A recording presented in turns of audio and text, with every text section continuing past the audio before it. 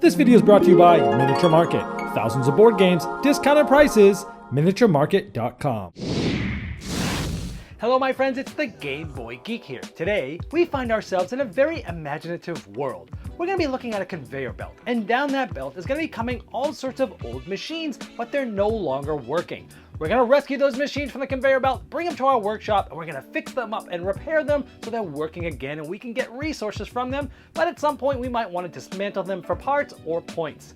Today, we're taking a look at Imaginarium. This is from Bombyx Games, and it's co-designed by Bruno, Cathala, and it is a 2 to 5 player resource management game. Let me show you how it works, and I'll see you on the other side.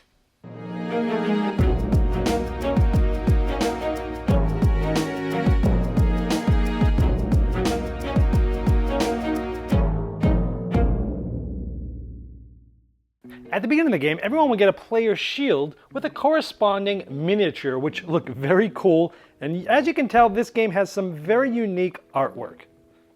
Now here you can see the details more clearly of the different miniatures.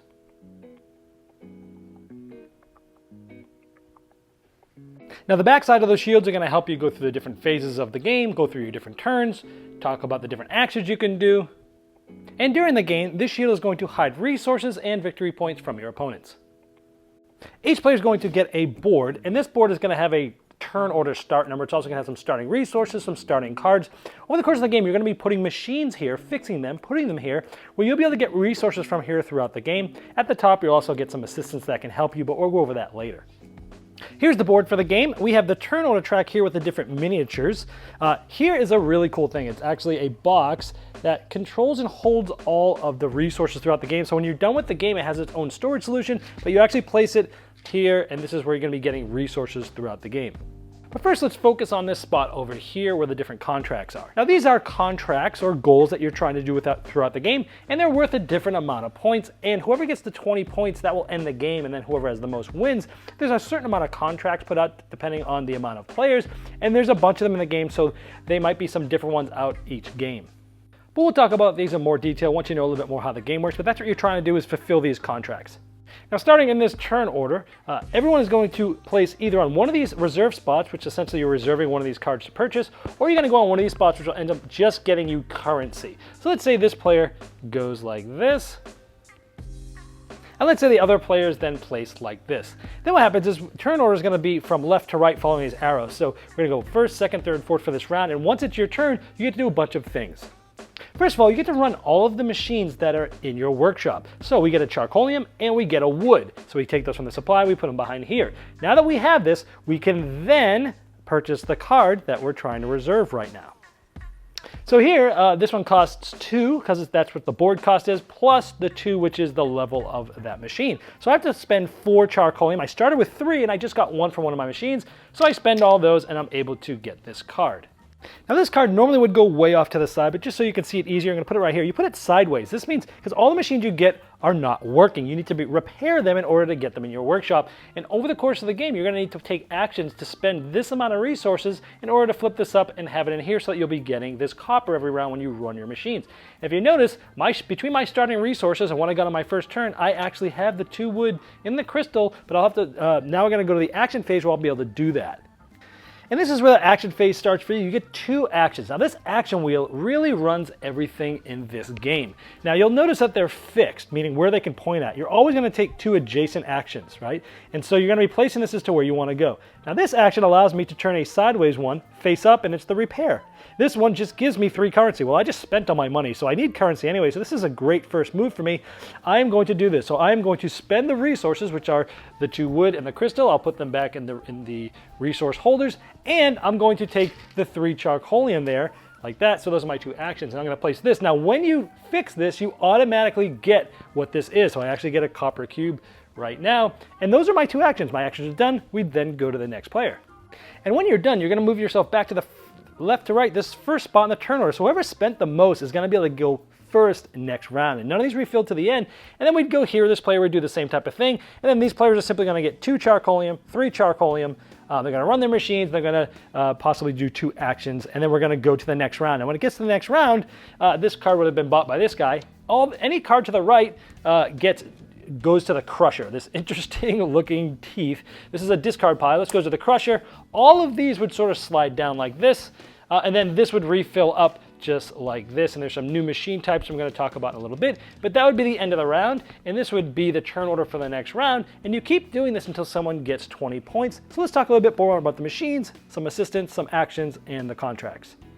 Now you can hold by default 4 different machines. Let's say I was able to repair this one and bring this one in. Purple ones are transformation machines. And so one of the other actions you can take is called reorganize. So if I did something like this, and I did this part of the action, which is reorganize, I can actually combine or uncombine cards that are there. Now each card has a type, P3, P1, P2, and on the bottom it shows you what it can be combined with, another P2, or purple cards that are T1, T2, or T3. This one is a T2, so this could be used to combine this. How this works is if I take reorganize, I can reorganize as many of these that are already repaired on here as I'd like. So I could take this, and because it's T2 and this can be combined with T2, this used to produce wood, but now when this thing produces, it produces copper instead. Now if this was by itself, I could, when I run this machine, could spend any resource and from my own behind my shield to get a copper. But if I combine it, then this thing no longer produces wood, it just produces copper, which is actually worth more money, because this is the sort of the value of these. Wood is 1, copper is 2, crystal's 3, and you can spend 5 of that charcoalium to get a point. That's sort of the values of these different things. And now I'd open up a spot when on a subsequent turn. Maybe I could use this action here, and I could repair again, I get this. Now these orange ones are special cards. This one gets me 1 point every time I use this machine. Now another thing you could do is dismantle. So if you come over here, this is called dismantling. It's taking either an unrepaired machine or a repaired machine, and you're basically dismantling it. If you dismantle a machine that's like this, that's already repaired, you can either take twice the resources it took to get it, so 2 crystals and 4 wood, or you can take points equal to the level of the card, and then it goes in that discard crusher pile. Now this opens up a new slot, which let's say I bought another one of these S2 cards, these like this. Then on a future turn, I could then reorganize, and I could reorganize this on top of this, because this can take an S2 card, and now when I work this machine, it's actually going to get me 3 points. But now let's say on a future turn, we repair this, and then on another future turn, we actually combine this, reorganize. Now, because we have 2 of these cards, it's going to get us 3 charcoalium. Let's say on a future turn, we repair this, which is the same P1 card, and then we actually go ahead and reorganize it on a future turn, and now it took us a lot of turns to kind of get this going, but every round you're going to get 7 income now, which could be huge. Now if you end up dismantling a card that you haven't yet repaired, essentially you get to choose that many of these resources, so any 2 of these, and then this gets discarded.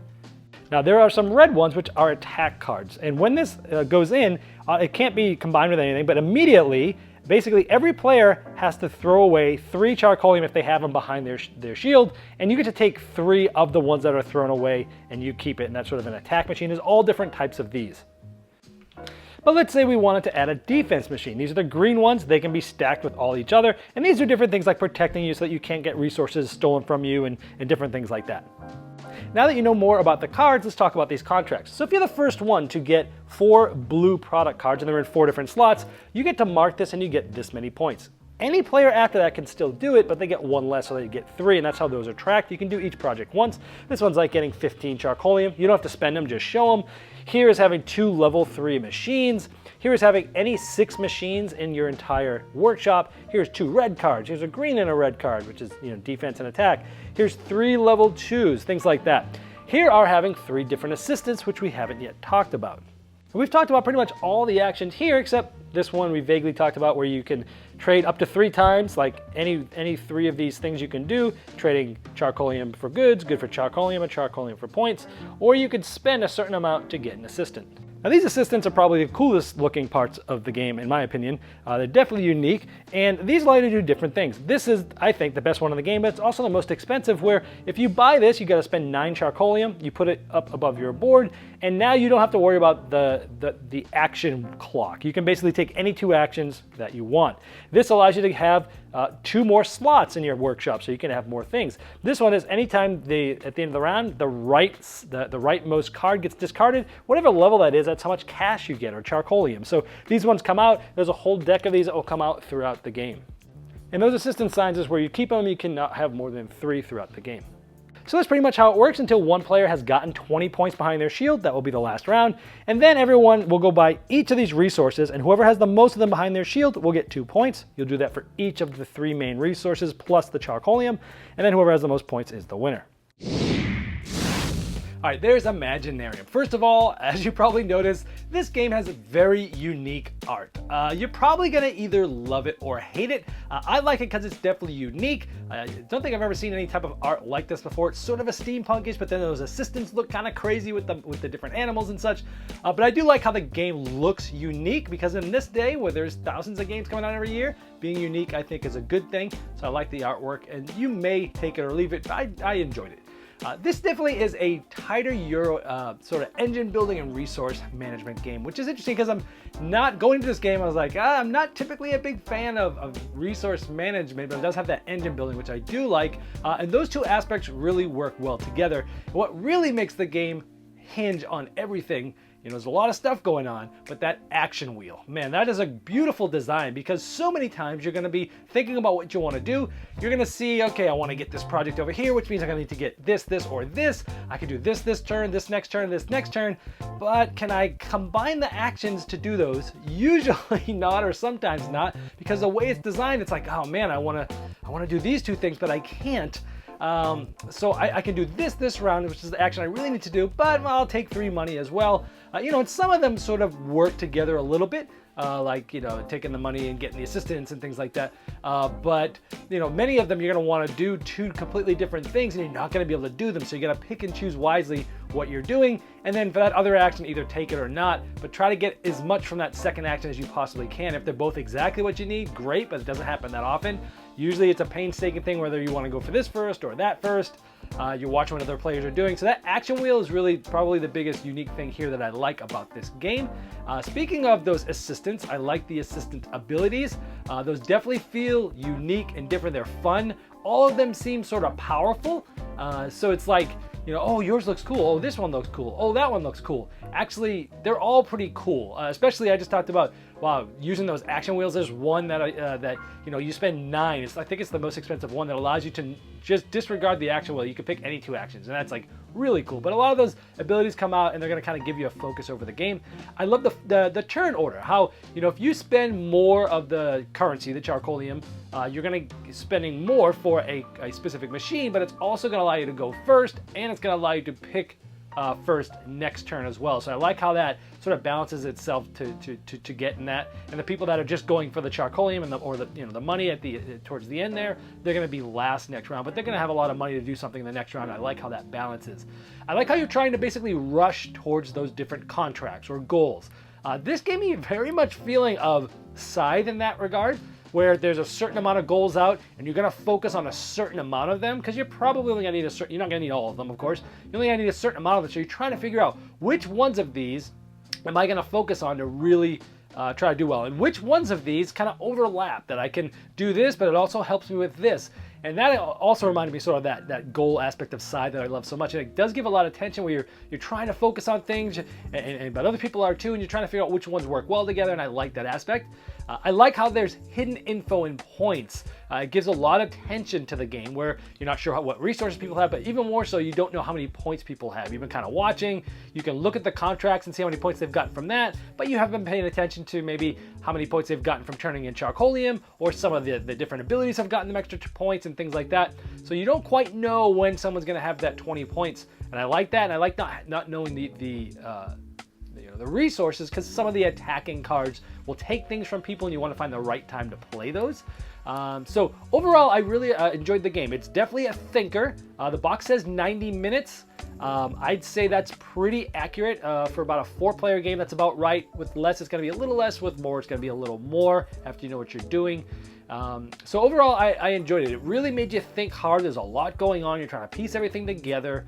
If you like resource management and sort of building engines and combining things to get better things, it's definitely a cool one to check out. Any negatives, anything that I think that could make the game better, or anything negative in general or personally for me? I felt like, so a lot of the positives are there's so many things to think about. The downside of that is when it's someone's turn, sure, they're working their machines, and then they're paying for their card, and then they're taking their 2 actions. And sometimes taking those actions can take a little bit of time, especially if you're going to like the market where you're doing the trading and you're not exactly sure. Let's say you should buy this one and sell this one, or sell this one and buy that one. Sometimes that takes a while to think through. And then other times you might think like you know what you're going to do, but then someone else maybe takes the assistant that you want, and then you got to kind of rethink. So there is definitely some downtime in the turns as you're waiting through each of the players to go through all 5 phases of their turn. Most of those are fast, except the actions can take a little bit longer, which comes to my next one is the pacing's a little slower than I would prefer, because it's like, so I talked about the tension in the game, and it's a very big positive thing where it's like, okay, I can see this.